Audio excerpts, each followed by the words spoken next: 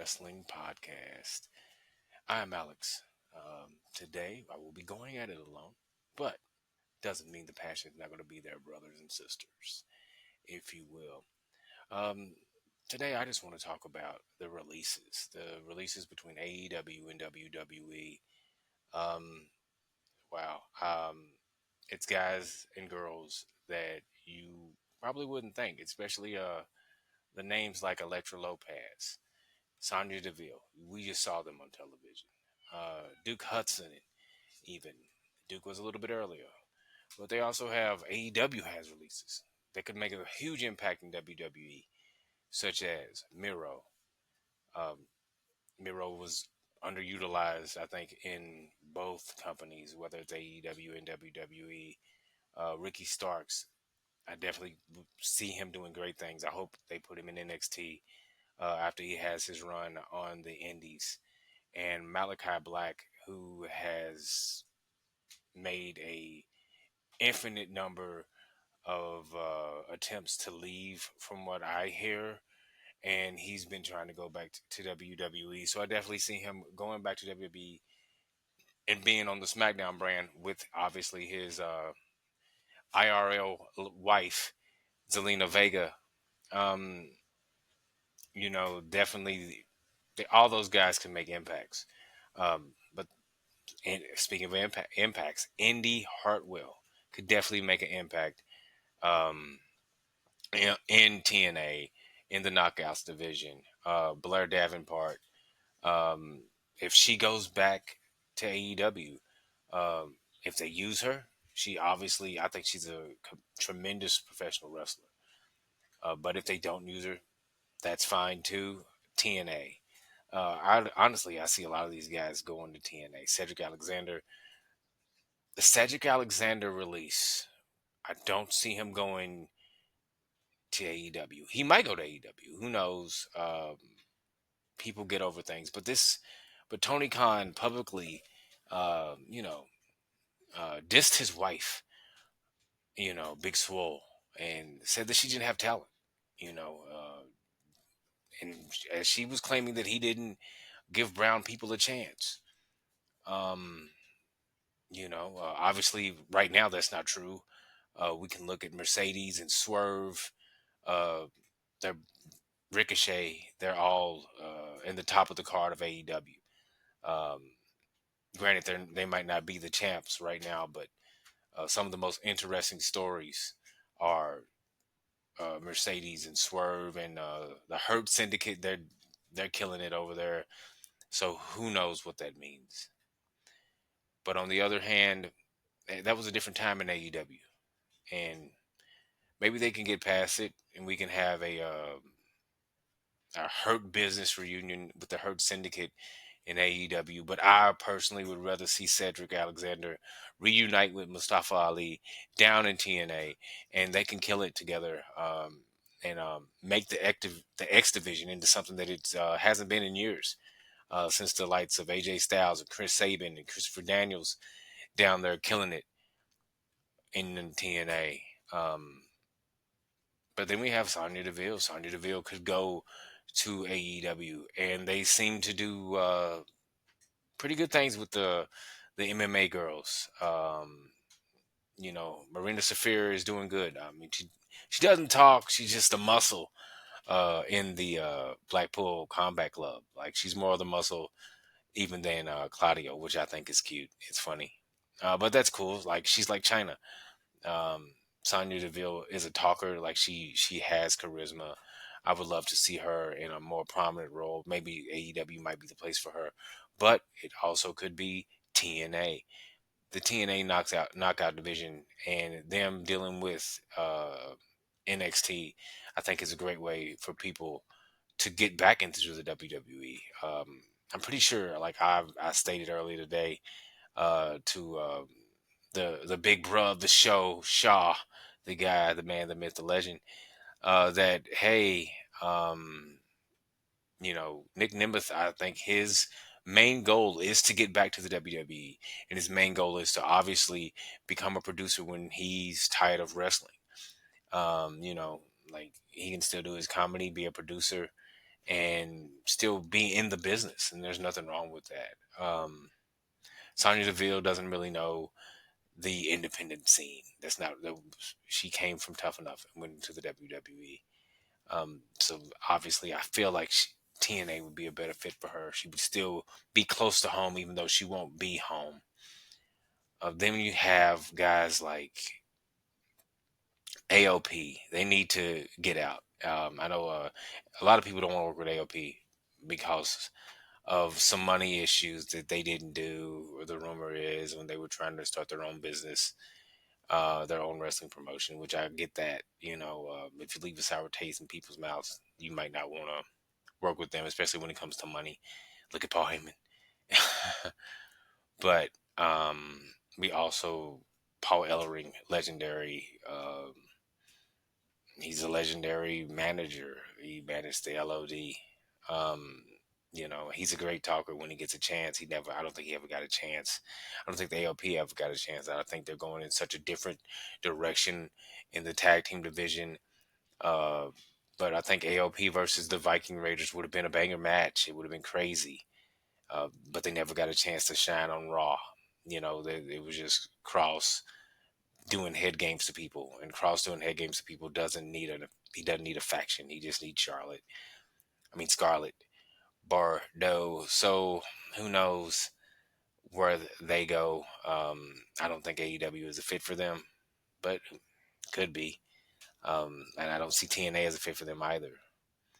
TNA's tag team division is definitely a more fast pace, um, high spots. They tell it isn't the big guy versus the little guy. They don't tell those type of stories in TNA. They could, who knows? But I don't see them as a great fit in TNA unless all their matches in like to disqualification because they beat the guys so bad that they couldn't continue.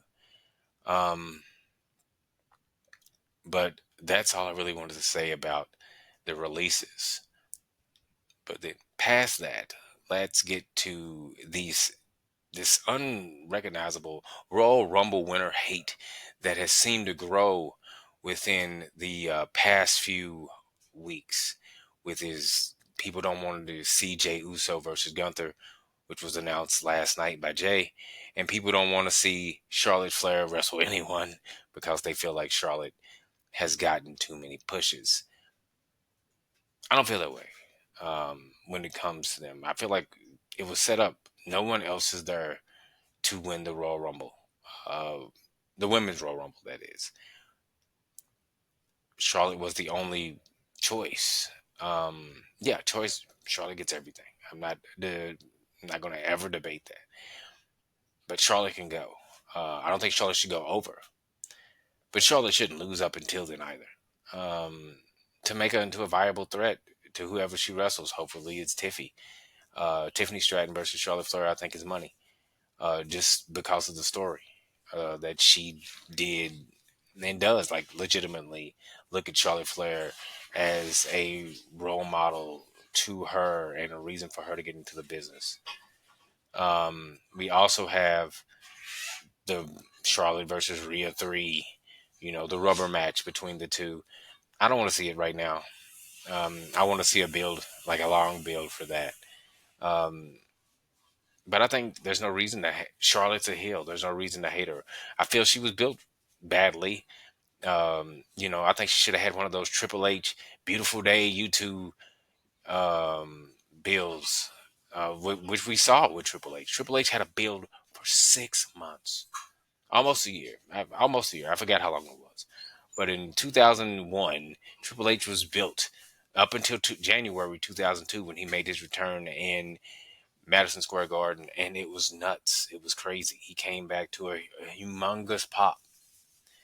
But then Charlotte, they just showed a few vignettes, and she was already at the top of her game, standing on a jet and a yacht, looking like a millionaire, looking like a Flair. Like we didn't get to see the hard work.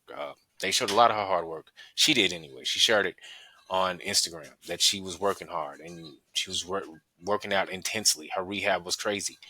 She was in pain. You saw her struggling. You saw her pushing to the next rep. As a person who goes to the gym and loves gym culture, that was inspiring. They didn't show any of those things when it came to Charlotte. And I feel like the casual fan might not go to her Instagram to see how, wow, Charlotte did something uh, amazing in a career-ending injury, but she came back from it. No one uh, put that in there. No one put that in perspective, and I thought that was kind of sad. So who knows what's going on with that? And then it comes to Jey Uso. So I feel like why not give the guy who's breaking record sales, who's beating Roman Reigns when it comes to T-shirt and merchandise sales, who's beating CM Punk, who's beating Seth Rollins, who's beating Drew McIntyre, who's beating John Cena, who's beating all these guys, but you don't want to see him. Oh well, he's not who we want to see. Um, be the guy. He's not who we want to see be in front of the camera. He's not who we want to see be the man for the WWE. And he's not the man. Like, it's the World Heavyweight Championship. He's going after Gunther. Whether we want to say it or not, it is not the main title. It is not the WWE Championship. Cody has that, and that's going to be whoever wins the Elimination Chamber. But everybody's money's on Cena. So Cody Cena, that's going to be the main event night 2. We could see the same thing we saw. Jey Uso starts the show on night 2, wins the title, and then I said it earlier. Mid card match: Jimmy Uso versus Shinsuke Nakamura. Jimmy wins the U.S. title. The Usos celebrate together in the middle of the ring with the U.S. title and the world title, and on their respective shows, and they're there.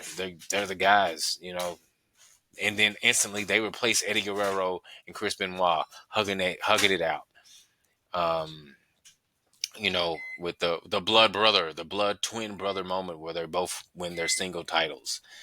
Jay wins the big one, and Jimmy wins his first mid card single title. So I think it'll be an amazing moment. But I don't get the hate for Jay. I think it's the IWC. And I've said it before, the IWC doesn't buy merchandise. They don't buy shirts. The average person in the IWC does not buy anything. They don't attend shows. They don't leave the house to go to wrestling. They might go to AEW, but they're not going to WWE because WWE tickets are crazy. I just went to the Royal Rumble. I understand everything. The tickets prices are crazy. You have to understand that WWE is a billion-dollar business. WWE tickets are like MMA tickets. UFC tickets don't even make sense anymore. The way they go across, the way they go about, the way they go about them, the pricing. MMA tickets are close to boxing tickets. And anybody knows about a boxing match, a professional pro boxing fight, that's crazy. It goes to a crazy place. Like a place where you're just like, I don't know if I want to pay for that. But who knows? People do. I feel like people don't understand that the WWE is in a different spot right now. It's in a different place. They can point and choose how much they want to pay them for these tickets, and people buy them. I'm one of them. But people buy them. WrestleMania, 10 grand. 10 grand. They can pick and choose who they want. They can pick and choose what they want to see. They can pick and choose if, hey, I want this show to... You want to go to this show? You can go to this show.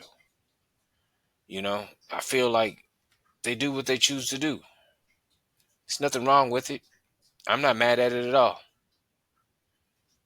But it's how it goes. It's how it goes. They do what they want to do. The WWE is the WWE. They're bigger than the sport. I will say that right now. They're bigger than the entertainment brand of professional wrestling. Because if wrestling was big, AEW would be eating. And AEW is doing smaller venues because wrestling's not big. AEW is they're doing well financially because wrestling makes most of its money with business deals, business transactions, network deals. But the venues, the attendance records, they're not showing that. But TNA's eating. TNA's now doing monthly live shows. They haven't done live shows in years until now. Just because their affiliation with the WWE. That's crazy to me. Um, you have to look at the WWE as something that's a driving force. So Jey Uso being the guy right now, I think he gets it. People are eating. Yeet's crazy. Um, to see that many people of all ages, young and old, throwing their hands up, doing this, like that's not something you see, especially not in wrestling. You know, Yeet's pretty much taken the place of what, but it's an interactive what. So that's what makes it even crazy. Not only is it what, it's interactive what. Interactive what is nuts. It doesn't make any sense whatsoever. Um, you know, so I don't even get it what's going on. Jey Uso's whole thing is a it's a phenomenon to me. Um, I don't think people look at that and truly realize how much it's affecting everything that goes on in professional wrestling. In the WWE, you know, if Jey Uso went against Roman Reigns, I think he might actually get outshot Roman Reigns. And that's crazy because Roman Reigns is a big baby face. I think it would be if he went against Cody, it would be 60-40. Cody would still go over. So I don't think we would ever truly know how popular Jey Uso is. I don't think they wanted to take that chance by putting Jey Uso in the ring with any of the other guys, such as Cody, Roman Reigns at this point in time. But I think they know that Jey Uso is money. Attending the Royal Rumble, I've never seen that many people with one wrestler shirt on. Yes, I saw multiple wrestler shirts on. I saw a Drew McIntyre, Roman Reigns, Seth Rollins, tons of CM Punk, but I didn't see anybody as much as I saw Jey Uso t-shirts. So IWC, whoever this reaches, please stop giving Jey Uso the hate. Because you don't want to see him, because you don't want to see super kicks. He's not my favorite guy, but I can't deny that he's over. I can't deny that Yeet's over. I can't deny that he doesn't make money for the company. And I can't deny that he gives entertaining promos. He might not be the main event I want to see. The main event I want to see would be CM Punk versus Cody. That that led to Roman Reigns. I want to see this story, this favor get completed. I want to see this favor get fleshed out. There's too many things lingering. What did The Rock give Cody in his hand? We don't know. That's over a year almost that we don't know. But now the beef is squashed. It doesn't make sense. Right now, Cody's in a filler feud with Solo Sikoa. Who knows? It doesn't. It's too many things going for me. But I still am interested. I'm still going to follow the product, and I'm not going to poop on Jay because I feel that Jay isn't the guy that I want to see as the man in the WWE at this moment in time. And like I said before, the man on Raw is not the man of the WWE. The man who has the WWE Championship, that's the man. That's the guy. That's the flagship of the show. So stop the hate. Now let's get to AEW. And I just want to say that AEW's trying. I'm not big on this Death Riders John Moxley thing. I definitely feel that the title should be shown. I don't get why it's not at all. The title's not shown at all. We don't see anything when it comes to the belt. It's kind of like, it's alluded that it's in the briefcase that Marina Shafir carries, that he doesn't even carry. But I'm happy that they're the focus, but they're not the main focus. We have Ricochet and Swerve, like something that's interesting. We have who's going to take the titles off the Hurt Business because they're so dominating. We have guys like Ricochet, who's definitely stepped up his game. Um, you know, Real Osprey and Omega is still a thing that could happen. Omega and Okada, right now they're granted they're not touching. No, they're not touching, but it's always there. It's always hanging in the background. We have those matches that we know that were great in Japan. Tony pretty much ramsacked, um, New Japan for all their top guys that he felt could transition well over in America. And, Okada's saying the B word over and over again. That's not my thing. Um, but it's over. Kenny Omega not being in a real feud right now. Not my favorite thing. But people are just happy to see Kenny be able to wrestle. And then we have Osprey in the tag match in Australia, which I'm like, is Cal Fletcher going to go over? It is Australia. And they've been pushing Cal Fletcher, and he's great in ring. Some of the matches, I'm not a super fan of, but they go over. Uh, they are IWC favorites. Um, so with them, I think that we're gonna have good things. Tony Storm and Mariah May. Hopefully we'll get the TNT title off of Mercedes Moné. We'll get the women's title back on Tony Storm. I would love to see Harley Cameron get a push. She might not be the greatest wrestler, but she's definitely a good character.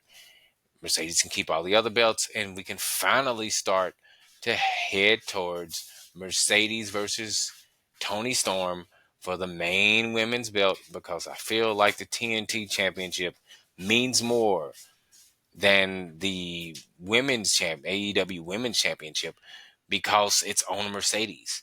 Um, I understand that Mercedes is the main girl of the company, and just as I stated before, the title, the person makes the title, and she's definitely is the headliner of the show, and there's nothing wrong with that. But I would love to see the main belt be the main belt in the women's division for AEW. I think it should be something that we should see. If we don't see that, why have it? It should just be the TNT championship, the TBS championship. I'm sorry. And when it comes to the TNT championship, since I brought that up, since I accidentally said that, what's going on with Daniel Garcia? We have Daniel. Daniel's doing his thing. I mean, is he going to lose the title to Adam Cole, baby? But then they switched that up, and now Adam Cole is in the undisputed era, undisputed kingdom. Will go against the Death Riders for the Trios Championship. Hopefully they get that title off of them, because I feel like if they're going to dominate, they should take all the titles. Every belt should be theirs, and they should be the focus. I feel like if they're going to run a similar NWO angle, the NWO held most of the titles. Even the Cruiserweight title at one point, when they did have Sean Waltman 6 there, he was the Cruiserweight champion. You know, um, Hall and Nash were the tag team champions. Hogan was the world heavyweight champion. They ran the show. The only thing they didn't touch too much was the U.S. title and the TV title, because that was the workhorse titles at the time at WCW. But even at a point, Scott Hall was U.S. champion. Scott Hall was uh, TV champion. He touched every belt except the world title in WWE, and of course the smaller titles in WCW. Um, the cruiserweight and stuff in the women's that they barely used. But hey, I feel like there's so much stuff that AEW can do, and they have such a large array of talent, and they're getting rid of the talent that doesn't want to work there. Thank God. No reason to keep people. I hope Ray Phoenix is let go next. Let him be with Penta. Let him go. Let him be with Penta. And let's get the Lucha Brothers on the WWE main roster. I would definitely love that. I would love to see them come together and be the wonderful tag team that they're meant to be. Um, I don't see any reason that they can't kill it in WWE. Raw, come on now. Raw needs a shot in the butt. I think so does SmackDown. I know originally they were supposed to just kill it on SmackDown and take the spot that the Motor City Machine Guns have, but I don't think that would have been the right fit. Penta right now, him going in single, he has um, a huge following. People love him. The entrance, the aura. Penta is amazing. So AEW, let him go. Let Ray go. Let Ray Phoenix go. Please, Tony, let him go. So he can do his thing, man. And you have guys that are coming in. They will kill it. Whoever you pick up. If you pick up Duke Hudson, um, if you pick up some of the girls, it doesn't matter who you pick up. They're hard workers. Duke Hudson, I heard that the only reason they didn't even hire him, they didn't know how to maneuver him on the main roster without Chase U, which I think it didn't make sense. Why break up Chase U? They could have been a group. They could have been a good tag team. Raw needs tag teams, I think. TNA, we have, Savannah Evans versus Masha Slamovich. I'm excited about that. I love Savannah Evans. I think she's good. Love Masha. Masha is pretty soon. I can't wait to see whatever she does on NXT television. I think it'll be amazing. Whatever she gets into, if her and Cora Jade go at it, it's going to be a good match. NXT arguably has the best roster for women in professional wrestling, especially with the TNA trickled in. Women like Tasha Steeles, Masha Slamovich, um, Ash Elegance. They can all be in the mix with the Roxanne Perez's, however many dates she has left with the NXT brand before she moves to Raw. It's gonna be crazy. Tessa Blanchard, if Tessa Blanchard goes over, and we see a Tessa Blanchard versus Jordan Grace in NXT, and they're both top women's champions. Hopefully, we'll see Jordan Grace versus Julia really soon when Jordan Grace makes her television debut. It will be crazy. I know people don't like Tessa. Tessa might not be my favorite person either. But Tessa versus Jordan Grace on a main stage is so much money. It's so much money. Blanchard versus Flair, that's money. It's all money.